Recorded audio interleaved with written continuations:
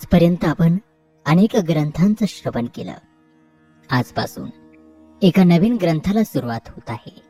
अर्थात श्री दत्तगुरूंच्या दिव्य लीलांचा संग्रह श्री गुरुचरित्र पुन्हा एकदा नव्या स्वरूपामध्ये, नव्या रूपामध्ये तुमच्या समोर सादर होत आहे. सायंकाळी ठीक 8 वाजता नवीन अध्याय तुमच्यापर्यंत पोहोचेल. त्यासाठी चॅनल सबस्क्राईब करून बेल आयकॉन प्रेस करा आणि हा ग्रंथ, हे व्हिडिओज जास्तीत जास्त दत्तभक्तांपर्यंत अवश्य पोहोचवा. त्याचबरोबर आमच्या या कार्याला सहकार्य म्हणून चॅनलवरील मेंबरशिप आपण जॉईन करू शकता. जॉईन झालेल्या मेंबर्ससाठी गुरुचरित्राचा प्रत्येक अध्याय लवकरात लवकर उपलब्ध केला जाईल. चला तर श्रवण करूयात श्री गुरु दत्तात्रेयांच्या दिव्य लीलांचा संग्रह श्री गुरुचरित्र, अध्याय 1. या अध्यायाचे पठन अथवा श्रवण केल्याने श्री गुरूंच्या दिव्य कृपेने, नित्य गुरुचिंतनाने संपूर्ण जीवन मंगलमय होते. श्री गुरुचरित्र, अध्याय 1. श्री गणेशाय नमः, श्री सरस्वते नमः, श्री गुरुभ्यो नमः, श्री कुलदेवताभ्यो नमः, श्रीपाद श्री वल्लभ श्री नरसिंह सरस्वती दत्तात्रय सद्गुरुभ्यो नमः. हे ओंकार स्वरूप गणेशा, विघ्नहर्त्या, पार्वती सुता गजानना, तुला आमचा नमस्कार असो. तू लंबोदर, एकदंत, शूर्पकर्ण इत्यादी नावाने प्रसिद्ध आहेस. तुझ्या हलणाऱ्या कानांपासून जो वारा निर्माण होतो, त्या वाऱ्याने तुझ्या सर्व भक्तांची संकट तू दूर करतो. म्हणून तुला विघ्नांतक, विघ्नहर्ता असे म्हणतात. तप्त सुवर्णाप्रमाणे असलेले तुझे मुख शोभून दिसते. उगवत्या सूर्याप्रमाणे असलेले तुझे ते तेज सर्वत्र पसरते. संकटरूपी अरण्य तोडून टाकण्यासाठी तू हातामध्ये परशु धारण केला आहेस. तू नागबंध म्हणजे सर्पाचा कमरपट्टा आणि सर्पाचे यज्ञोपवीत धारण केले आहेस. हे चतुर्भुज, विशाल नेत्र विनायका, तू या विश्वाचे सर्व संकट नाहीसे करून त्यांचा सांभाळ करतोस. जे लोक तुझे चिंतन नामस्मरण करतात त्यांना कोणत्याही संकटाची बाधा होत नाही. त्यांचे सर्व मनोरथ तात्काळ सिद्धीला जातात. कोणत्याही मंगल कार्याच्या आरंभी सर्वप्रथम तुला वंदन केले जाते. हे लंबोदरा, हे विनायका, मला बुद्धी दे. जे लोक तुला वंदन करतात त्यांचे कार्य सिद्धीला जातात. हे गणेशा, तू कृपासागर आहेस. तू सर्वांचा आधार आहेस. हे गजानना, माझे मनोरथ सिद्धीला जाऊ मी तुला साष्टांग नमस्कार करतो. मी अज्ञानी आहे म्हणून तुला शरण आलो आहे. श्री गुरुचरित्र लिहावे अशी माझी इच्छा आहे. तुझे माझ्यावर पूर्ण कृपादृष्टी असावी आणि मी हाती घेतलेला ग्रंथ सिद्धीला जावा अशी माझी तुला प्रार्थना आहे. मी आता विद्याची देवता सरस्वतीला वंदन करतो. तिच्या हाती वीणा आणि पुस्तक असून ती हंसावर आरूढ झाली आहे. तिला वंदन केले असता ज्ञानप्राप्ती होते. हे सरस्वती माते, मी तुला वंदन करतो. मला चांगली बुद्धी दे. श्री नरसिंह सरस्वती हे माझे गुरु आहेत. त्यांच्या नावामध्ये तुझे नाव असल्याने तू मला आदरणीय, वंदनीय आहेस. हे जग कळसूत्री बाहुलीप्रमाणे तुझ्याच प्रेरणेने असते. म्हणून तू मला या ग्रंथ लेखनासाठी प्रेरणा दे. मला स्फूर्ती दे. मला विद्यादान दे. आता मी ब्रह्मा, विष्णू आणि महेश या त्रिदेवांना वंदन करतो आणि विद्यादान मागतो. भगवान विष्णू हे विश्वाचे नायक आहेत. ते लक्ष्मीसह क्षीरसागरामध्ये वास्तव्य करतात. शंख, चक्र, गदा, पद्मधारी त्या नरहरी विष्णूंनी गळ्यामध्ये वैजयंती माला धारण केलेली आहे. पितांबरधारी ते विष्णू शरणागतांना इच्छित वस्तू देतात. ते मोठे कृपाळू आहेत, दयाळू आहेत. मी आता पंचमुख गंगाधर भगवान शिवांना वंदन करतो. साक्षात जगन्माता पार्वती त्यांची पत्नी आहे. तेच या जगाचा संहार करतात, म्हणून त्यांना स्मशानवासी म्हणतात. व्याघ्र चर्म परिधान केलेल्या, सर्वांगावर सर्प धारण केलेल्या त्या भगवान शिवांना मी वंदन करतो. ज्यांच्या मुखातून वेद निर्माण झाले त्या सृष्टीकर्त्या ब्रह्मदेवांना मी वंदन करतो. सर्व देव, यक्ष, गंधर्व, किन्नर, सिद्ध साध्य, सर्व ऋषीमुनी, पराशर, व्यास, वाल्मिकी इत्यादी सर्वांना मी नमस्कार करतो. माझ्याजवळ कवित्व नाही. ग्रंथरचना कशी करतात ते मला माहिती नाही. मला मराठी भाषा नीट येत नाही. मला शास्त्रज्ञान नाही. म्हणून आपण सर्वांनी माझ्यावर कृपा करावी. माझ्या या ग्रंथलेखनाला सर्वतोपरी मदत करावी. अशा प्रकारे सर्वांना विनंती करून मी माझ्या मातापित्यांना, पूर्वजांना नमस्कार करतो. आपस्तंभ शाखेचे कौंडिन्य गोत्रामध्ये जन्माला आलेले सायनदेव हे आमचे मूळ पुरुष. साखरे त्यांचे आडनाव. त्यांचे पुत्र नागनाथ, त्यांचा पुत्र देवव्रत, देवव्रतांचे पुत्र गंगाधर हेच माझे वडील. अश्वलायन शाखेचे कश्यप गोत्रामध्ये जन्माला आलेल्या चौंडेश्वरी यांची कन्या चंपा ही माझी माता. माझे पिता गंगाधर ते सदैव श्रीगुरूंचे ध्यान करीत असत. म्हणूनच मी माझ्या नावामध्ये माझ्या पित्याचे नाव घेऊन सरस्वती गंगाधर असे स्वतःचे नाव धारण केले. श्रीगुरूंचे सदैव ध्यान करणाऱ्या सर्व साधू संतांना, संन्यासी, यती, तपस्वी या सर्वांना माझा नमस्कार. मी या सर्वांना प्रार्थना करतो. मी अल्पमती आहे. माझे बोबडे बोल गोड मानून घ्या. पूर्वीपासूनच आमच्या कुलावर श्रीगुरूंची कृपा आहे. त्यांनीच मला गुरुचरित्र लिहिण्याची आज्ञा केली. ते म्हणाले, तो आमचे चरित्र कथन कर. त्यामुळे तुझ्या वंशाला धर्म, अर्थ, काम आणि मोक्ष हे चारही पुरुषार्थ साध्य होतील. गुरूंची आज्ञा मला प्रमाण आहे. ती आज्ञा म्हणजे प्रसन्न झालेले कामधेनूच. श्री गुरूंच्या आशीर्वादाने माझा ग्रंथ सिद्धीला जाईल अशी माझी पूर्ण श्रद्धा आहे. श्री नरसिंह सरस्वती हे त्रयमूर्ती श्री दत्तात्रेयांचा अवतार आहेत. त्यांचे चरित्र अगाध आहे, अपार आहे.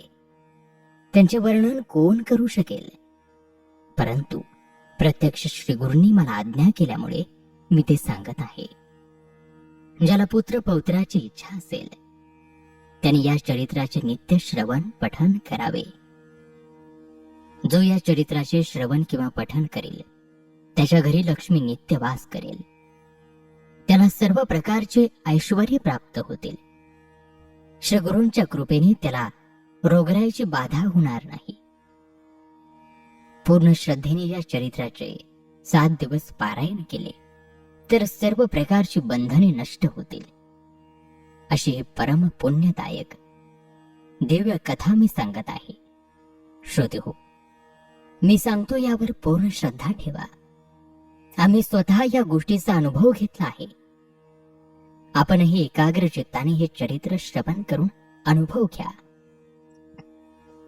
मी एक सामान्य मनुष्य म्हणून माझ्या बोलण्याकडे दुर्लक्ष करू नका. भोजन केल्यानंतरच पोट भरल्याच्या तृप्तीचा ढेकर येतो.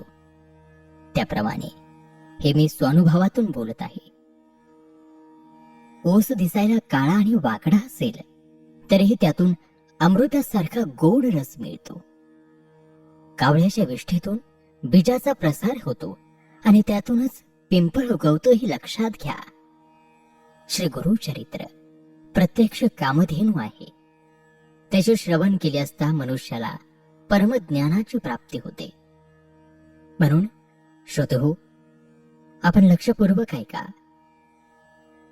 श्री गुरु नरसिंह सरस्वती गाणगापूर क्षेत्री असताना त्या क्षेत्राची कीर्ती सर्वदूर पसरली. त्या क्षेत्रे श्रीगुरूंची आराधना केली असता मनुष्याच्या सर्व इच्छा पूर्ण होतात. चारही पुरुषार्थाची प्राप्ती होते. अनेकांनी हा अनुभव घेतलेला आहे. नामधारक नावाचा एक भक्त सदैव श्रीगुरूंचे स्मरण करीत असे.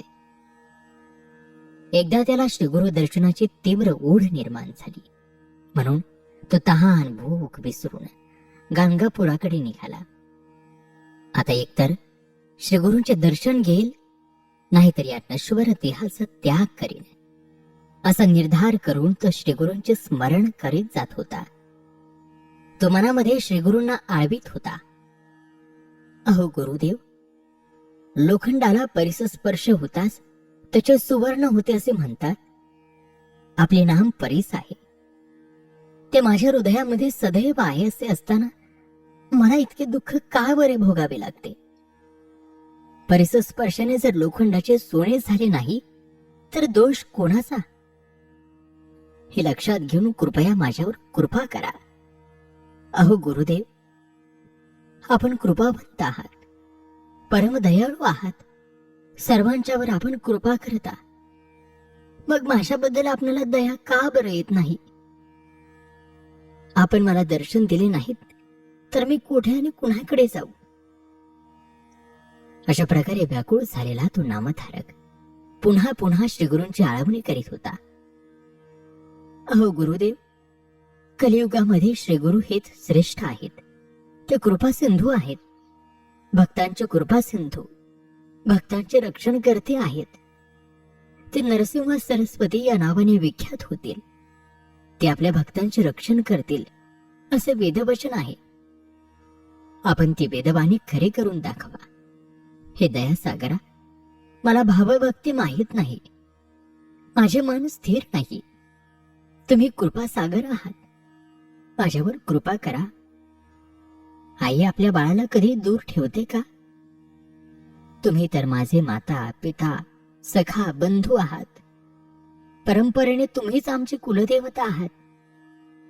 माझ्या वंशामध्ये परंपरेने आपलीच भक्ती चाललेली आहे, म्हणून मी सुद्धा तुमचेच भजन पूजन करत आहे. हे नरहरी, माझे दैन्य दारिद्र्य दूर करा. तुम्हीच अखिल विश्वाचे पालन पोषण करते आहात. सर्व देवतांचे तुम्हीच दाते आहात. मग तुमच्याशिवाय दुसऱ्या कुणाकडे काय मागणार? तुम्ही सर्वज्ञ आहात असे पुराण सांगतात. मग माझ्या मनातील दुःख तुम्हाला समजत नाही का? बाळाला काय हवे हे त्याच्या आईला लगेच समजते, मग मला काय हवे हे तुम्हाला समजत नसेल का? घ्यावे तेव्हा द्यावे असे जर तुमचे मत असेल तर मला सांगा, दैत्यबळीने संपूर्ण पृथ्वी तुम्हाला दिली, त्याला तुम्ही पाताळ लोकामध्ये का पाठवले? तुम्ही श्रीराम अवतारामध्ये बिभीषणाला लंकेचे राज्य दिले, त्याने तुम्हाला काय दिले? ध्रुवाला तुम्ही आढळपद दिलेत ना, त्याने तुम्हाला काय दिले? श्री परशुराम अवतारी सर्व पृथ्वी निक्षत्रिय करून तुम्ही ब्राह्मणाला दिलीत, त्यांनी तुम्हाला काय दिले? केवळ तुम्हीच या जगाचे पालन पोषण करणारे आहात. मी एक सामान्य मशक तुम्हाला काय देणार? अहो, साक्षात महालक्ष्मी तुमच्या घरी रात्रंदिन पाणी भरीत असते, आणि असे असताना तुम्ही माझ्याकडे काय मागता? आणि मी देणार तरी काय? लहान बाळाला दूध पाजणार आहे, त्याच्याकडे काय मागते? काहीच नाही. आधी देऊन मग देणाऱ्याला दाता असे कसे म्हणता येईल? सामान्य मनुष्य अगोदर काहीतरी सेवा घेतो, मग त्याचा मोबदला देतो. याला दातृत्व म्हणत नाहीत. मेघ जलवृष्टी करून तळे विहीर पाण्याने भरतो, पण तो त्याबद्दल काहीच मागत नाही, कुणाचीही सेवा घेत नाही. आता सेवेबद्दल बोलायचे तर आमच्या पूर्वजांनी अनेक वर्ष तुमची मनोभावे सेवा केली, म्हणजे आमचे वडिलोपार्जित सेवारूपी धन तुमच्याकडे आहेच ना. त्या बदल्यामध्ये तुम्ही माझा सांभाळ करा. तुम्ही असे केले नाही तर मीही सर्व संतांना सांगून तुमच्याकडून इष्ट ते जिंकून घेईल. खरे तर तुम्हाला काहीच कठीण नाही, मग माझ्याविषयी असे कठोर का वागत? मी तुमचा दासानुदास आहे, प्रल्हादासारख्या दैत्याचे तुम्ही कैवारी झालात, मग तुम्हाला माझी दया का येत नाही? मी असा कोणता अपराध केला म्हणून तुम्ही माझ्याशी बोलत नाही? आई रागावली तर बालक पित्याकडे जातो, पण पिताच रागावला तर तो आईच्या कुशीमध्ये शिरतो. अहो गुरुदेव, तुम्हीच माझे माता पिता आहात, मग मी कोणाकडे जाऊ? तुम्ही अनाथ रक्षक आहात, म्हणूनच तुम्ही माझे रक्षण करा. माझ्या बोलण्याने पाषाणालाही पाझर फुटेल, मग माझ्याविषयी तुम्हाला करुणा का येत नाही? त्या नामधारक शिष्याने परोपरीने अशी विनवणी केली. तेव्हा श्री गुरु कृपानाथ त्याच्याकडे धावत आले. श्री गुरु येताच त्या नामधारकाने त्यांच्या चरणांवर मस्तक ठेवले. श्री गुरु येताच त्याचे मन शांत झाले. त्याने आपल्या मोकळ्या केसांनी त्यांच्या चरणांवरील धूळ साफ केली. डोळ्यातील आनंद अश्रूंनी त्यांच्या चरणांना स्नान घातले. त्यांची आपल्या हृदय मंदिरामध्ये स्थापना करून यथाविधी पूजा केली. त्याच्या हृदयामध्ये श्री गुरु स्थिर झाले. अशा प्रकारे श्री गुरु आपल्या भक्तांच्या हृदयामध्ये वास्तव्य करतात. त्यामुळे सरस्वती गंगाधराला अतीव संतोष होतो आणि श्रोते हो, अशा रीतीने श्री गुरु चरित्रामृतातील मंगलाचरण नावाचा हा पहिला अध्याय या ठिकाणी समाप्त होत आहे. उर्वरित दिव्य कथा लवकरच पुढील अध्यायामध्ये